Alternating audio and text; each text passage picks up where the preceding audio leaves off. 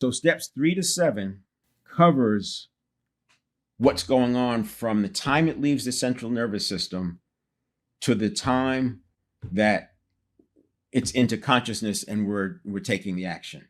Steps 1 and 2, well, it doesn't really fit with this drawing, but steps 1 and 2 have to do with pre-stimulus phase. Consider getting bad news while you're already stressed out compared to getting bad news after you've meditated. And you get the idea of what pre-stimulus is about. And then we have state of being or state. And while it's similar to pre-stimulus, the reason this is step 1 and this is step 2 is because there's things we do in the pre-stimulus step to stack the deck in our favor so that we would have a positive state of being, high energy positive.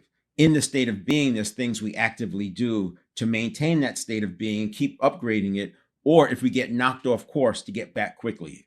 You've seen people be in a good mood and then they get triggered and they get into a negative, a fixed mindset, and you can't get them out of it. They can't get out of a fixed mindset. That's the state. That's what we want to do here, is be able to go back to the growth mindset, not in days or hours or even minutes. I'm talking seconds. That's what we do in the state of being. That's why it's a 7-step reset process, because no matter what is happening, we're going to reset. So there's one more part that I want to cover. So we had these neurons, right? And I drew them like this for a reason. And these, well, from a neuroscience standpoint, we could debate and argue, and it's going to be different. And the neurons in this part of the brain are different from the ones in that part of the central nervous system. It doesn't matter.